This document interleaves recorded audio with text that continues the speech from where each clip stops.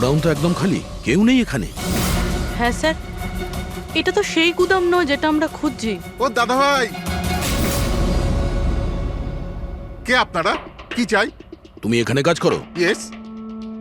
এই গোডাউন কেউ ব্যবহার করছিল কি? না তো, গত 2 বছর ধরে বন্ধ পড়ে আছে। এই গোডাউনটা আমার বস বিক্রি করতে চায়, তা আপনি কি কিনবেন? যদি এটা ওই গোডাউন না হয় তাহলে কোন গোডাউনটা?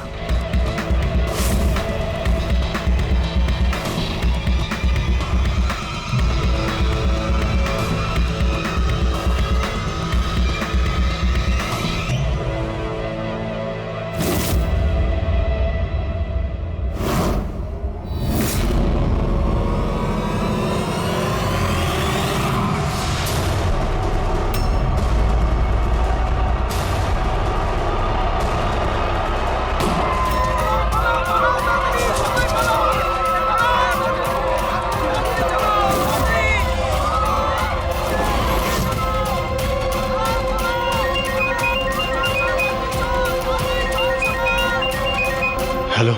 অভিনন্দন অভিজিৎ, তোমার সাফল্যের জন্য। Aniket is finished. এবার দেখা করে অভিনন্দন জানাবো তোমাকে। ঠিক আছে, আসছি আমি।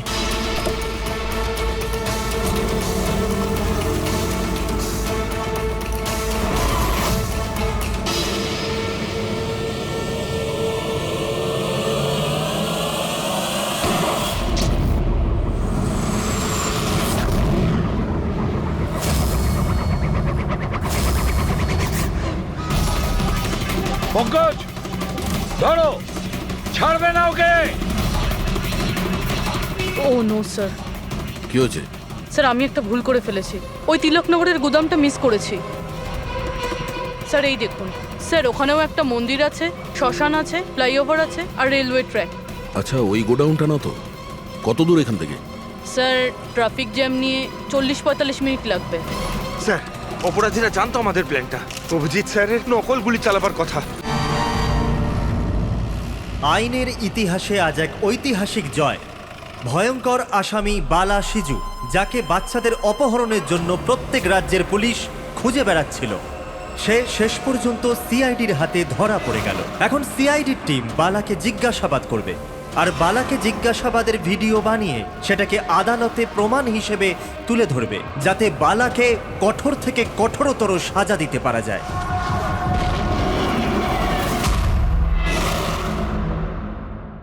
এক কাপ চা পাওয়া যাবে?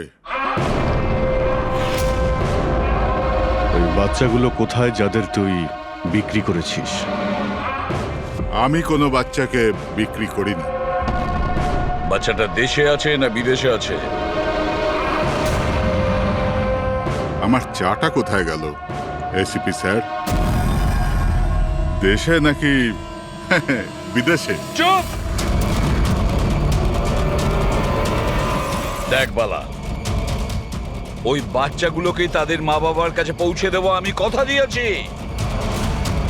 যদি ওদের কিছু হয় না, তোর অবস্থা আমি এমন করব যেটা তুই স্বপ্নেও ভাবতে পারছিস না।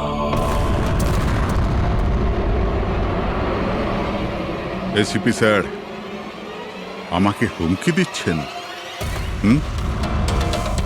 তোর কপাল ভালো যে আমরা শুধু মুখে বলছি, কিন্তু যদি দয়া থাকতো। তো কি করতো? খুব বেশি হলে আমার জন্য এক কাপ চা নিয়ে আসতো।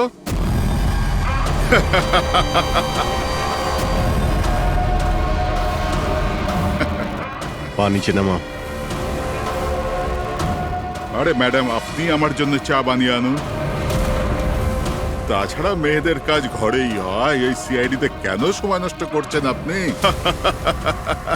রবি, আর যদি আমার ম্যাডামের হাতের চা ভালো লাগে, হ্যাঁ, তো আমি ওর সাথে বিয়ে করবার ব্যাপারেও ভাবতে পারি। উকিল বাবু, এ কিন্তু বড্ড বাড়াবাড়ি করছে। কি তোর এত সমস্যা হচ্ছে কেন অভি? হ্যাঁ, তোর এই ম্যাডামের সাথে কোনো চক্কর চলছে নাকি রে? এটা কি করলেন আপনি? আমার ক্লায়েন্টের উপর হাত তুললেন আপনি?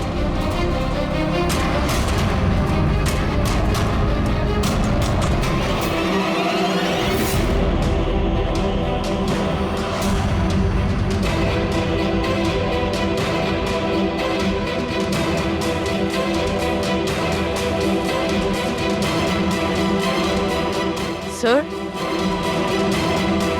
Sir, he is dead. কি?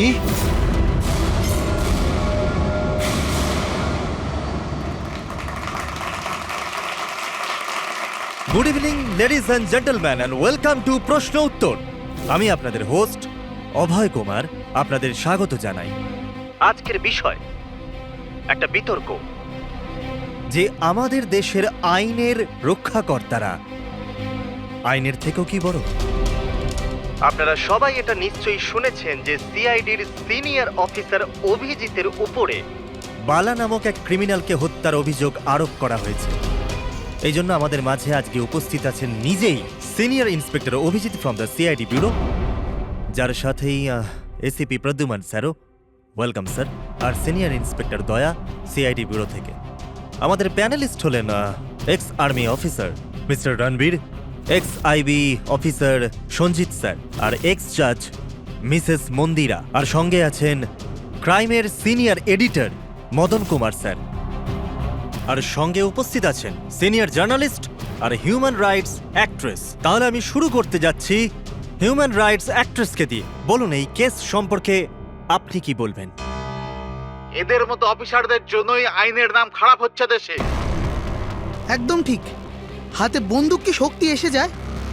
এনাদের মনে হয় কি যা খুশি তাই করবে, আর মানবাধিকারকে মুচড়ে রেখে দেয় এই সব আইন রক্ষকরা।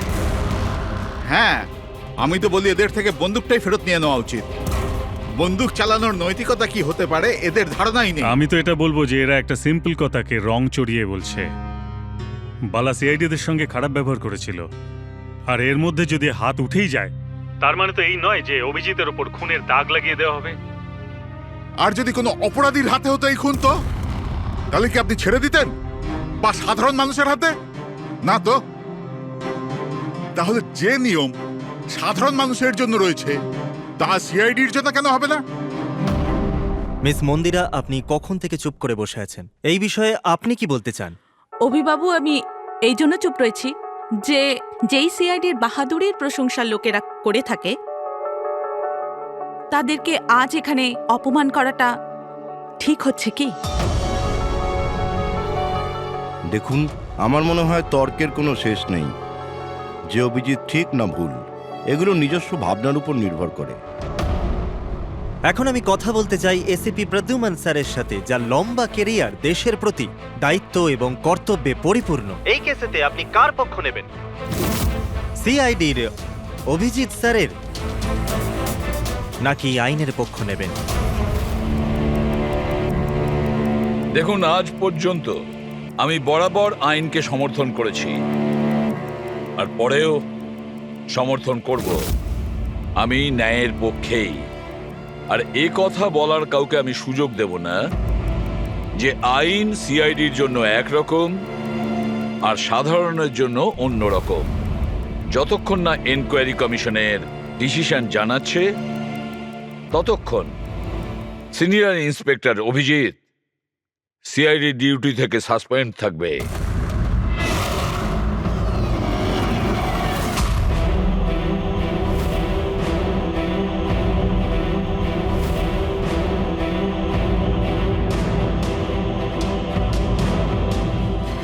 এক মিনিট স্যার।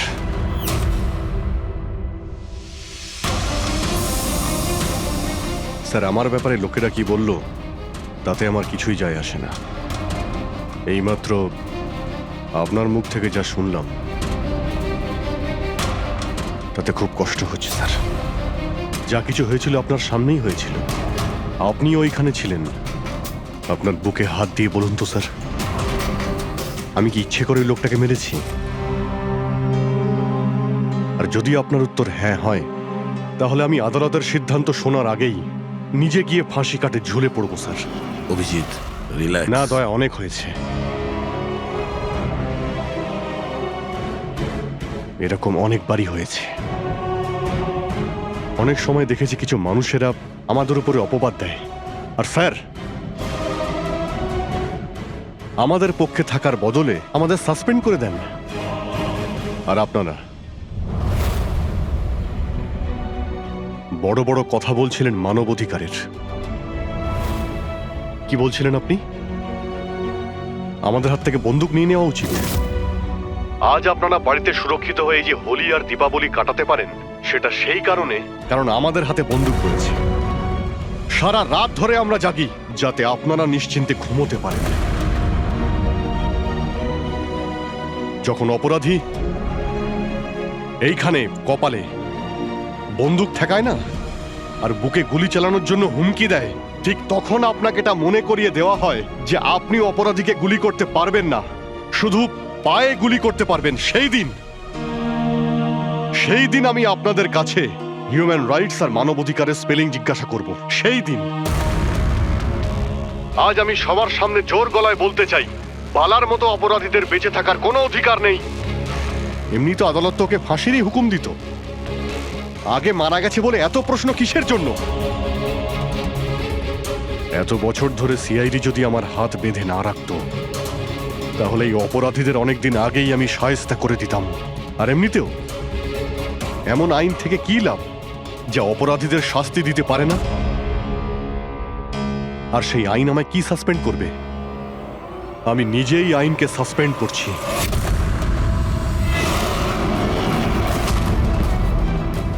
মনে সাহস আর পকেটে রেজিগনেশন নিয়ে আমি সবসময় করি।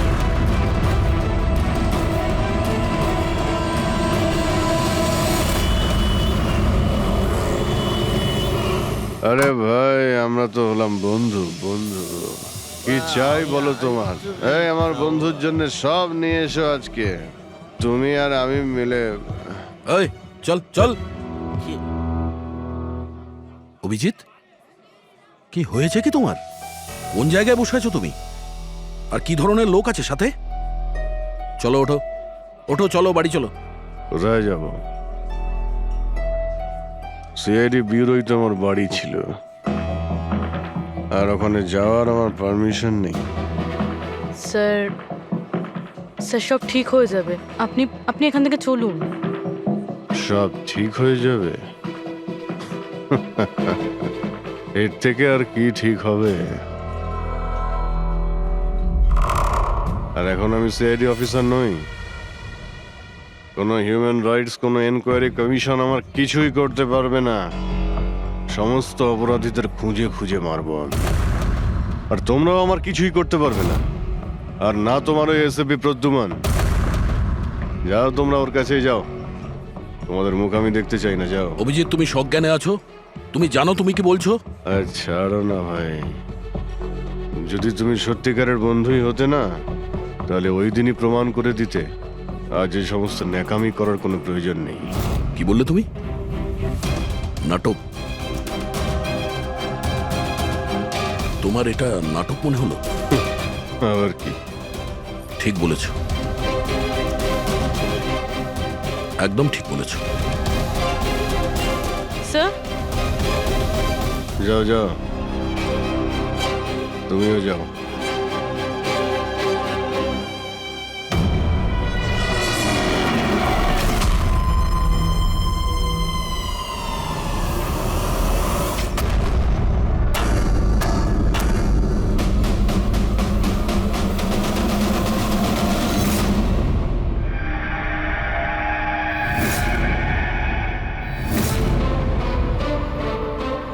এই, কে এখানে?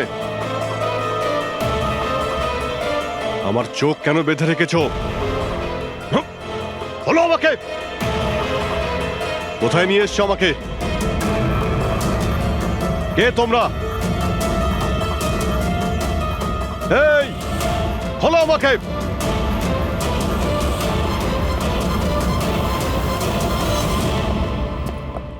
কে তোমরা? হ্যাঁ, চোখ থেকে ওটা খোলো।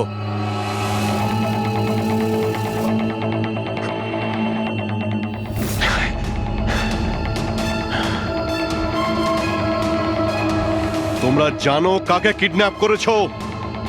একজন সিআইডি অফিসারকে। অভিজিৎ, তুমি আর এখন কোনো সিআইডি অফিসার নও। Senior inspector Abhijit CID duty থেকে সাসপেন্ড থাকবে। ভয় পেও না, আমাদের থেকে তোমার কোনো ভয় নেই। আমাদেরকে নিজের বন্ধু ভাবতে পারো। বন্ধু? তোমরা কারা বলবে?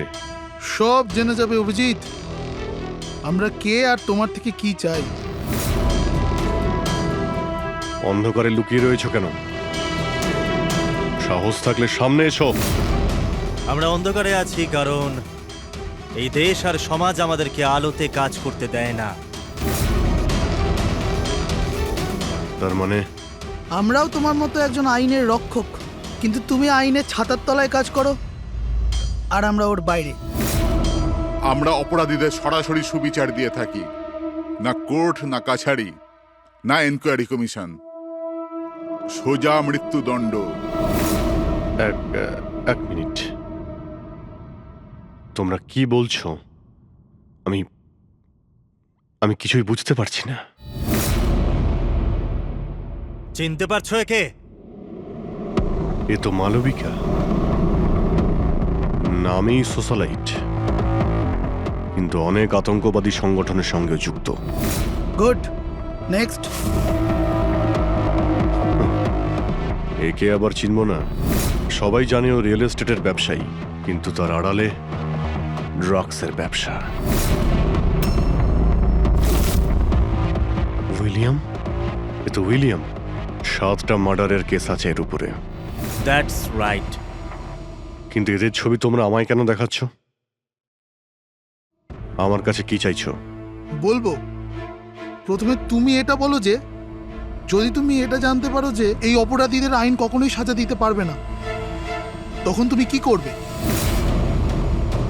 যদি এরা কখনো শাস্তি না পায় তো?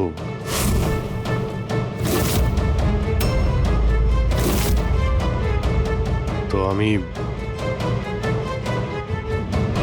আমি এদের নিজেই মারব। আর এমনিতেও কোনো অপরাধীদের বেঁচে থাকার কোনো অধিকার নেই। সবাইকে পিষে মেরে ফেলা উচিত, সবাইকে। Very good. তোমার ভেতরে এই রকমই উদ্যম আর সাহস দেখতে চেয়েছিলাম আমরা। আমি তোমার যন্ত্রণা বুঝতে পারি অভিজিৎ। যদি বালা ভুল করে মরেও যায় তাতে কি আর হবে? ছিল তো ও একটা অপরাধী, না? এবার তুমিই বলো অভিজিৎ, এত বছরের চাকরির এই যে পুরস্কার পেয়েছো তুমি, এটা কি ঠিক? এদের মতো অফিসারদের জন্যই আইনের নাম খারাপ হচ্ছে দেশে। আর মানবাধিকারকে মুছড়ে রেখে দেয় এই সব আইন রক্ষকরা। হাতে বন্দুক কি শক্তি এসে যায়? এনাদের মনে হয় কি যা খুশি তাই করবে। না, এটা একদমই ঠিক নয়।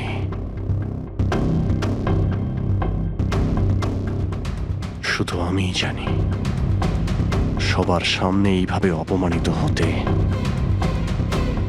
ঠিক কেমন লাগে, কতটা যন্ত্রণা হচ্ছে আমার। আমরা বুঝতে পারছি অভিজিৎ, এই জন্যই তো তোমার দিকে বন্ধুত্বের হাত বাড়াতে চাই। আমাদের গ্যাংয়ের কাজ হলো এই অপরাধীদের শাস্তি দেওয়া, যাদেরকে আদালত খোলা ছেড়ে দিয়েছে। হাত মেলাবে আমাদের গ্যাংয়ের সাথে? এত কি ভাবছো অভিজিৎ? আমাদের সঙ্গে থাকবে নাকি ওই সিস্টেমের সাথে, যে অজান্তে হওয়া একটা ঘটনার জন্য তোমাকে শাস্তি দিয়েছে? আমি জানি না যে তোমরা কারা, তবে লড়াই যখন অপরাধ আর অপরাধীদের বিরুদ্ধে, তখন আমার উত্তর সবসময় হ্যাঁ। কিন্তু এর প্রথমে তোমাকে বিশ্বস্ততার পরীক্ষা দিতে হবে। বিশ্বস্ততার পরীক্ষা? এই লোকটা কে? গগন, যে 5 জন মহিলাকে খুন করেছে, আর আদালত একে মানসিক ভারসাম্যহীন হিসেবে মুক্তি দিয়ে দিয়েছে। নাও রিভলভার আর চালাও গুলি।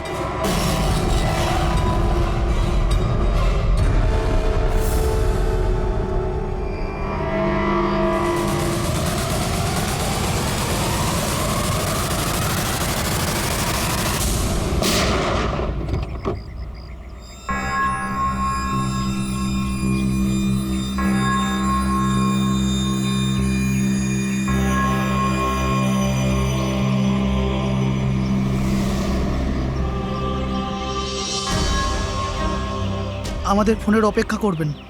আর হ্যাঁ, যা আপনার অসুবিধা হলো না ওর জন্য সরি। আর একটা কথা মাথায় রাখবেন, ফোন সবসময় নিজের সাথে রাখবেন, যদি বাথরুম যেতে হয় তবেও।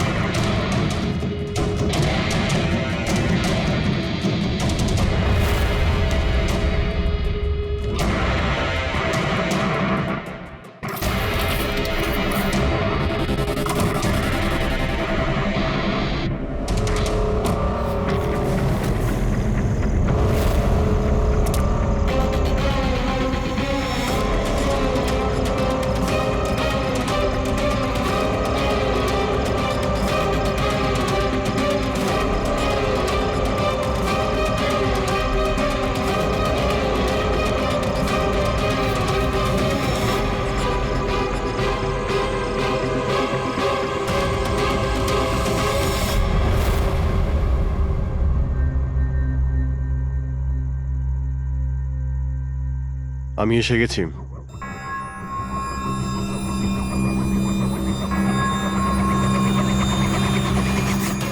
আমাদের সন্দেহই ঠিক।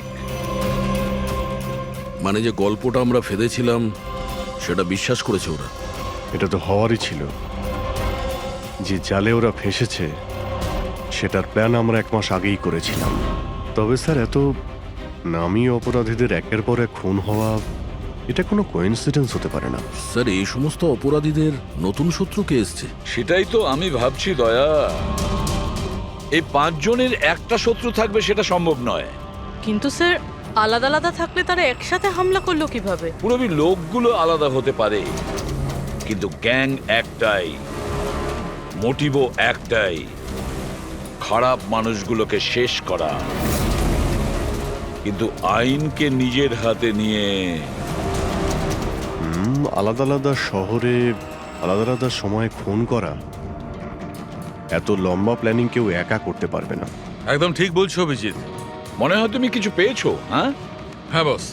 কি বস, এটা একজন খুনির কাজ নয়, কারণ বেশিরভাগ ক্ষেত্রে এক একজন খুনির খুন করার পদ্ধতিটা নিজেদের পছন্দ মতো, কিন্তু এক্ষেত্রে সেটা হয়নি। এই দেখো, একে গুলি করা হয়েছে, গুলি অনেক দূর থেকে করা হয়েছে, কিন্তু সেটা সোজা এসে হার্টে বিঁধেছে, 1 ইঞ্চিও এদিক ওদিক নয়। আর একটা, একে মার্শাল আর্টের একটা বিশেষ পদ্ধতি দিয়ে মারা হয়েছে, খুবই বিপজ্জনক, একটা আঘাতেই শেষ। আর এই তৃতীয় মার্ডার? এই তৃতীয় ব্যক্তিকে বিষ দিয়ে হত্যা করা হয়েছে। একটা ছুঁচলো জিনিস দিয়ে বিষটা ইনজেক্ট করা হয়েছে সোজা আর্টারিতে। বিষটা খুব তাড়াতাড়ি রক্তে মিশেছে আর স্পট ডেড। তাহলে তৃতীয় মার্ডারটাও কোনো এক্সপার্টই করেছে স্যার? হ্যাঁ অভিজিৎ, প্রথম শার্প শুটার, দ্বিতীয় মার্শাল এক্সপার্ট, আর তৃতীয় জন খুব ভালো করে ইঞ্জেকশন দিতে জানে। তারা যারাই হোক, মানুষকে বিশেষভাবে মারার প্রশিক্ষণ প্রাপ্ত এরা, যেমন কোনো স্পেশাল এজেন্ট। আর হতে পারে এই গ্যাংয়ে এই ধরনের চিন্তাভাবনা করার মতো আরো লোক আছে, যারা এই সমাজ থেকে অপরাধীদের সরিয়ে দিতে চায়। স্যার, যদি ওরা এত এক্সপার্ট হয়ে থাকে, তাহলে না ওরা কোনো প্রমাণ রাখবে, না কোনো সূত্র। ওদেরকে ধরবো কিভাবে? লোহাই লোহাকে কাটতে পারে পুরবি। এদের গ্যাংকে ধরার একটাই রাস্তা আছে, বালার মৃত্যুর নাটক। সবকিছু প্ল্যান অনুযায়ী হচ্ছিল স্যার। তারপরে ওরা আমাকে ট্রিগার প্রেস করে একটা লোককে মেরে ফেলতে বলে। আর তুমি ট্রিগারে চাপ দিয়েছিলে? Yes sir. তুমি ট্রিগারে চাপ দিয়েছিলে? Yes sir.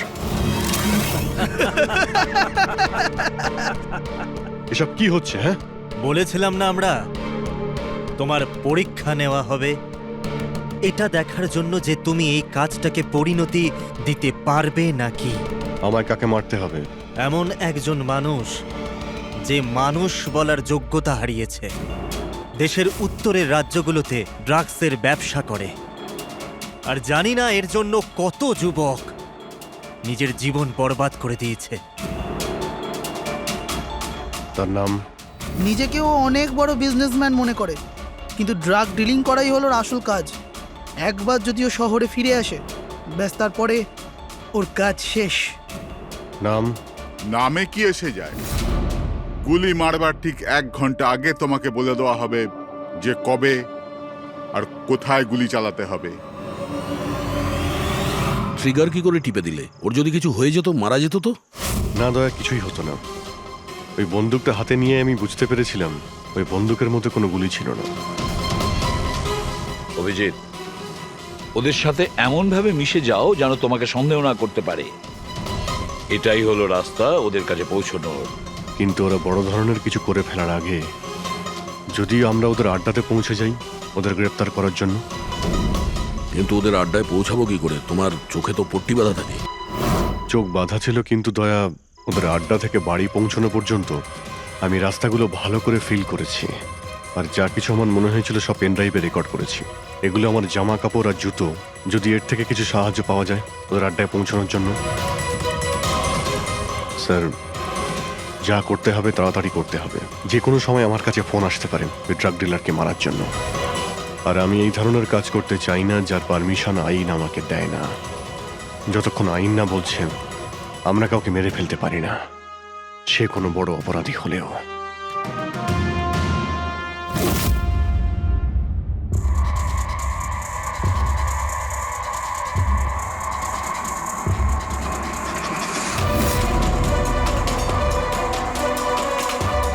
ভালো করে শুনুন, প্রায় 1.5 ঘন্টা লেগেছিল ওদের আড্ডা থেকে আমার বাড়িতে ফিরতে। গাড়ির স্পিড 60-এর উপরে যায়নি। 15 মিনিট গাড়ি ট্রাফিক জ্যামে আটকে ছিল। 10-15, আর ঠিক ওই সময় কাউকে শ্মশানে নিয়ে যাওয়া হচ্ছিল। আর হ্যাঁ, যখন আমি আড্ডা থেকে বেরিয়েছিলাম তখন ওখানে কোনো মন্দিরে আরতি হচ্ছিল যা মাইকে বাজছিল। প্রায় সব মিলিয়ে 6টা সিগন্যালে গাড়ি দাঁড়িয়েছিল, আর প্রায় 5টা ফ্লাইওভার ছিল। প্রত্যেকটা ফ্লাইওভার ক্রস করতে 40 থেকে 50 সেকেন্ড লেগেছিল। রেলওয়ে স্টেশন, একটা ফ্লাইওভারের নিচে রেলওয়ে স্টেশন ছিল যেখানে ট্রেনের অ্যানাউন্সমেন্ট হচ্ছিল। স্যার। হ্যাঁ বলো। এই দেখুন স্যার, এই দেখুন, অনিকেত কুমার স্যার। সিবিআই 2 দিন আগেই ওর সঙ্গে কথাবার্তা বলেছে। স্যার, দেশে অনেক জায়গায় ও ড্রাগসের ব্যবসা করে। এখন কোথায়? ফ্রেডি স্যার দেখছেন স্যার। স্যার, এটা প্যাডি, ধান। ও ধান। ওই যে তুমি অভিজিতের জামা থেকে যে সুতোটা এনেছিলে সেইটা একটা বস্তা সুতো, পাটের বস্তা। তাহলে ধান আর পাটের সুতো, তার মানে হচ্ছে এটা কোনো গোডাউন, কোনো একটা গোডাউনকে আস্তানা বানিয়েছিল ওরা। এমন একটা গোডাউন যেখানে সবজি বিক্রি হয়, অথবা কোনো ধানের কল। স্যার, স্যার এই রুটটা নিয়েছে এরা। রুটটা সেই রকমই যেরকম অভিজিৎ স্যার বলেছে। আমার মনে হয় এটাই। গুড জব পুরবি। হ্যাঁ ডক্টর সালুকে। কি অভিজিৎকে আনাজের গুদামে রাখা হয়েছিল? অনিকেত আজকে সকালেই গ্রিস থেকে ফিরেছে, এখনো অবধি অফিসেও যায়নি। আচ্ছা, গ্যাং থেকে ফোন আসবে অভিজিতের কাছে। আসবে ফোন।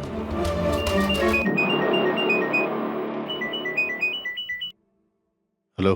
আপনার জন্য একটা সুখবর আছে অভিজিৎ স্যার। যে সময়ের আপনি অপেক্ষা করছিলেন সেটা এসে গেছে। আজকের এই শুভ দিনে এক অপরাধী শাস্তি পাবে। ঠিক 1.5 ঘন্টা পরে একটা কালো রঙের গাড়ি আসবে আপনার কাছে, আর বলে দেওয়া হবে আপনি কার ওপর আর কখন গুলি চালাবেন। হ্যাঁ, কিন্তু রাইফেল কোনটা? তাতে কি যায় আসে? রাইফেল কোনটা আপনাকে তো সিআইডি ট্রেনিং এ সব ধরনের ট্রেনিং দেওয়া হয়েছে তাই না? হ্যাঁ, আমাকে সব ধরনের ট্রেনিং দেওয়া হয়েছে, কিন্তু আমার কাছে একটাই চান্স গুলি চালানোর। যদি আমি জানতে পারি বন্দুকটা কোন ধরনের, তো একটু সহজ হবে। RS 451। ওকে, RS 451।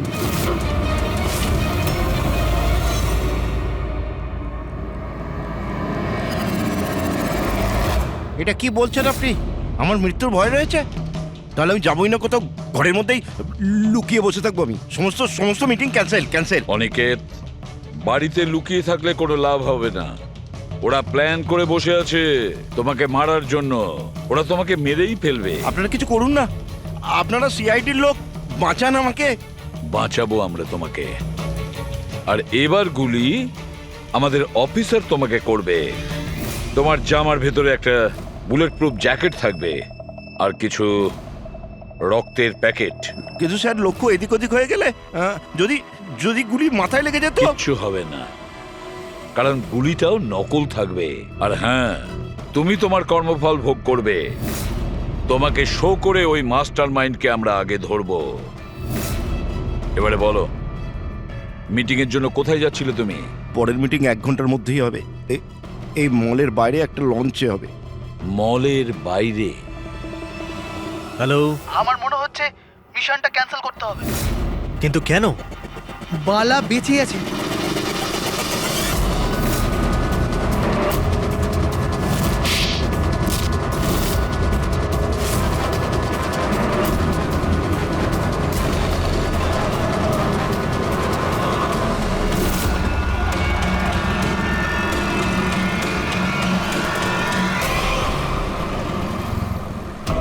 খুব বড় বিশ্বাসঘাতকতা হয়েছে আমাদের সাথে। অভিজিতের হাতে কেউ খুন হয়নি।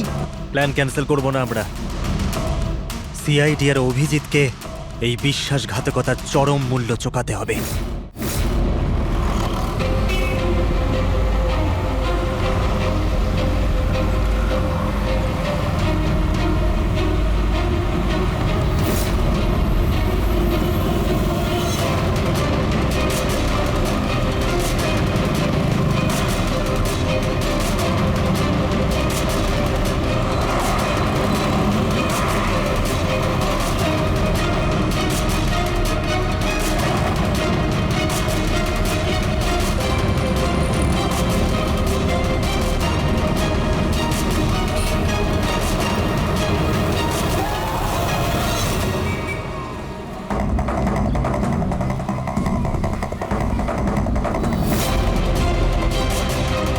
এখানে ওই লোকটা আসতে চলেছে।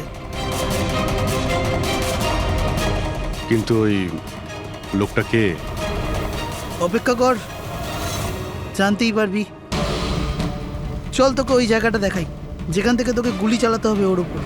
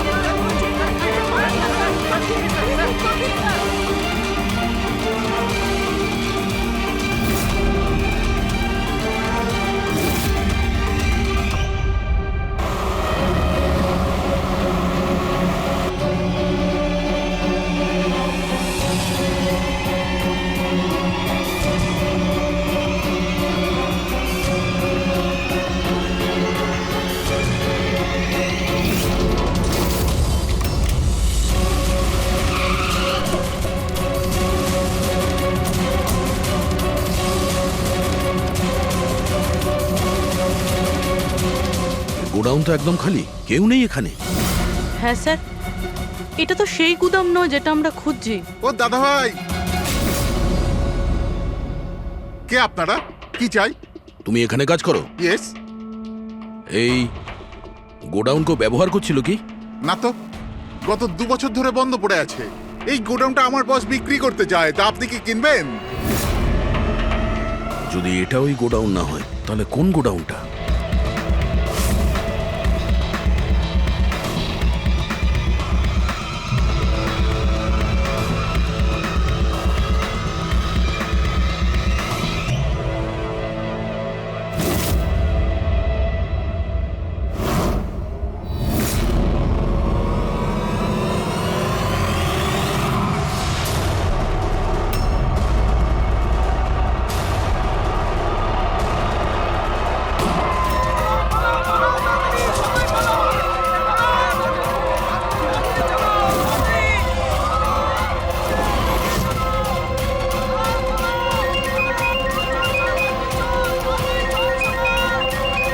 হ্যালো। অভিনন্দন অভিজিৎ, তোমার সাফল্যের জন্য। Aniket is finished. এবার দেখা করে অভিনন্দন জানাবো তোমাকে।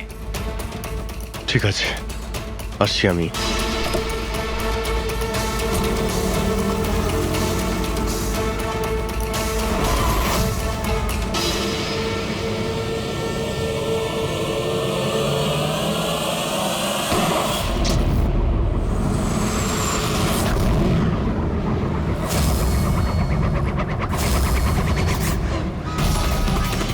পঙ্কজ, ধরো, ছাড়বে না ওকে।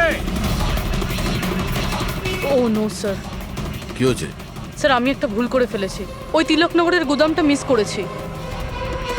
স্যার এই দেখুন স্যার, ওখানেও একটা মন্দির আছে, শ্মশান আছে, ফ্লাইওভার আছে আর রেলওয়ে ট্র্যাক। আচ্ছা, ওই গোডাউনটা না তো? কত দূর এখান থেকে? স্যার ট্রাফিক জ্যাম নিয়ে 40-45 মিনিট লাগবে। স্যার, অপরাধীরা জানতো আমাদের প্ল্যানটা। অভিজিৎ স্যারের নকল গুলি চালাবার কথা। অভিজিতের সামনে বিপদ, দয়াকে ফোন করতে হবে। দয়া, দেখো অনিকেতকে কেউ গুলি করেছে, আসল গুলি। হ্যাঁ, অভিজিতের সামনে বিপদ। ওদের আড্ডা জানতে পেরেছো? না স্যার, খুঁজছি। তাড়াতাড়ি তাড়াতাড়ি দয়া, আমাদের হাতে টাইম নেই।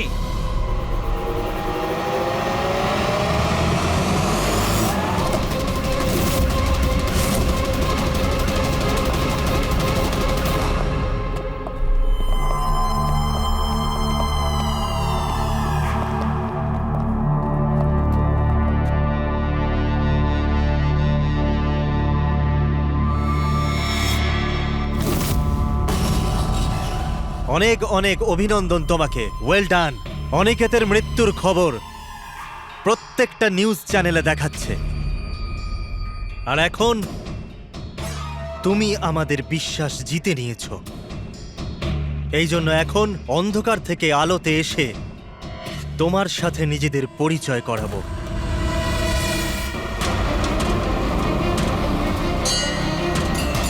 এই মন্দিরটা।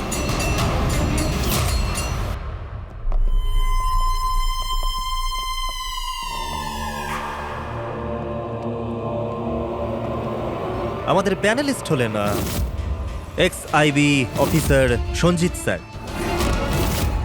আর এক্স জাজ missus Mandira, ex army officer mister Ranbir. ও, তো আপনারা? হ্যাঁ, আমরা।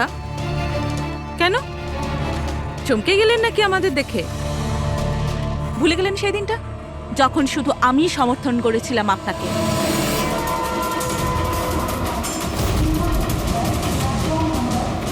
এই হচ্ছে রেলওয়ে স্টেশন। অভিজিৎ, আমাদের সবাইকার লক্ষ্য এক, অন্যায় সাফ করা। কিন্তু আপনাদের চতুর্থ সঙ্গী, ওনার কি হয়েছে? উনি কেন সামনে আসছেন না? আমি সামনে আসবো না, কারণ তুমি একজন বিশ্বাসঘাতক।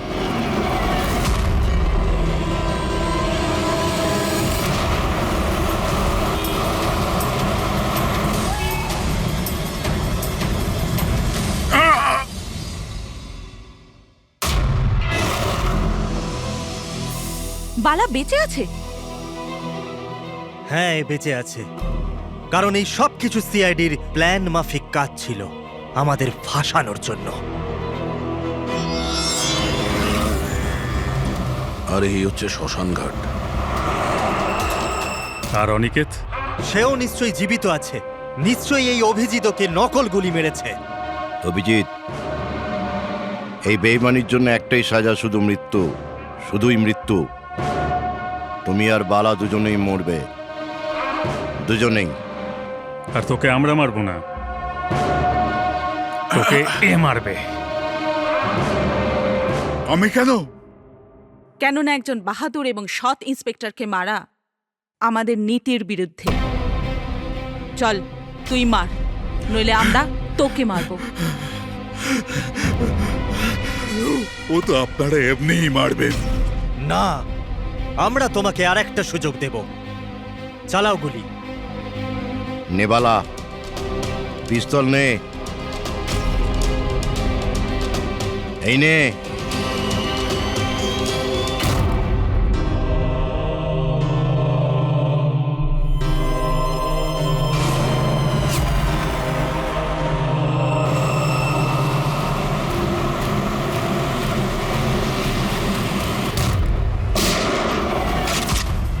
কেউ পালাবে না। চল। আমি আপনাদের হোস্ট অভয় কুমার। আমরা যা করেছি তাতে আমাদের কোনো আফসোস নেই। আমরা তো দেশের জন্য কিছু করতে চেয়েছিলাম, যেরকম আপনারা করে থাকেন। দেশের জন্য কিছু করা তো গর্বের বিষয়, কিন্তু তোমরা যে পথ বেছে নিয়েছো সেটা ভুল পথ, আইনের বিরুদ্ধে। তাহলে আইনই বা কোথায় 100% পারফেক্ট? এটা তো সেই আইনই যেটা থাকা সত্ত্বেও এত অপরাধী সমাজে মুক্ত হয়ে ঘুরছে। ওই অনিকেতকেও আপনি বাঁচিয়ে নিয়েছেন, তাই না? হ্যাঁ, অনিকেতকে আমরাই বাঁচিয়েছি, শুধু গুলি থেকে, আইন থেকে নয়, বুঝেছেন? আর যদি পারফেকশনের কথাই বলেন তো 100% পারফেক্ট কিছুই হয় না, সেটা করতে হয়। আপনাদের এই চিন্তা ভাবনা কি পারফেক্ট? এর কোন গ্যারেন্টি আছে যে এই সব কিছু করার সময় তোমরা শুধু অপরাধীদেরই মেরেছ, নির্দোষ কাউকে নয়? আর সেই আদালতের কাছে নিজের অভিযোগ জানিও, সেই আদালতকে যাকে তোমরা অশ্রদ্ধা করতে, আর সেই আদালতই তোমাদেরকে সংশোধন করবে।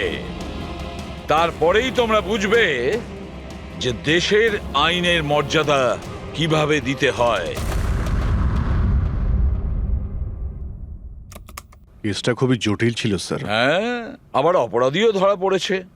আরো একটা কেস ক্লোজ। তোমরা কি বাড়ি যাবে না নাকি? কিন্তু এখনো একজন অপরাধীকে ধরতে বাকি আছে। কি দয়া? Hello CID. কে আপনারা?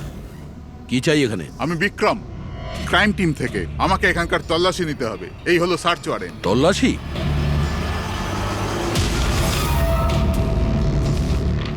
আমাদের আপনাদেরকে অনুরোধ যে আপনারা সবাই আমাদের সাথে কমপ্লিটলি কোঅপারেট করতে থাকবেন। এটা কি আমরা জানতে পারি যে তল্লাশি কেন নেওয়া হবে?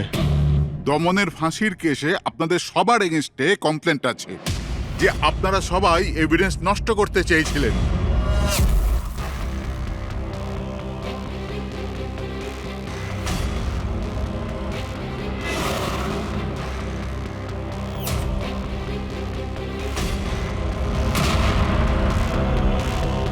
তল্লাশি শুরু করো। আপনাদের সবার ফোন রেকর্ড চেক করা হচ্ছে, আর আপনাদের সবার উপরে কড়া নজর থাকবে।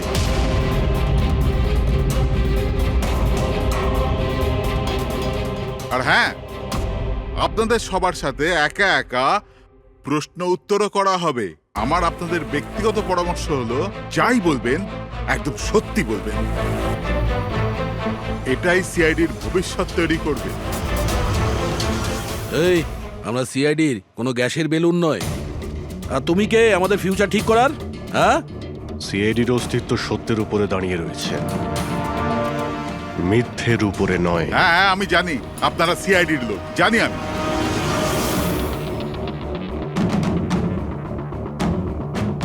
কিন্তু আপনারা যেই হন, আইনের ওপরে কিন্তু নয়। আর এখন সময় চলে এসেছে আপনাদের আইনটা মনে করা দরকার। হ্যাঁ, সেটা আমরা জানি যে আইনের ঊর্ধ্বে আমরা নই, আর আমরা আইনের সুরক্ষা করি, আইনের রক্ষাকর্তা। আমরা সিআইডি, আর গর্ব করে আমরা বলি আমরা সিআইডি অফিসার। আর আমাদের প্রতিটা রক্তের বিন্দু, প্রত্যেকটা ফোঁটা সিআইডি দেশের জন্য সমর্পণ করছে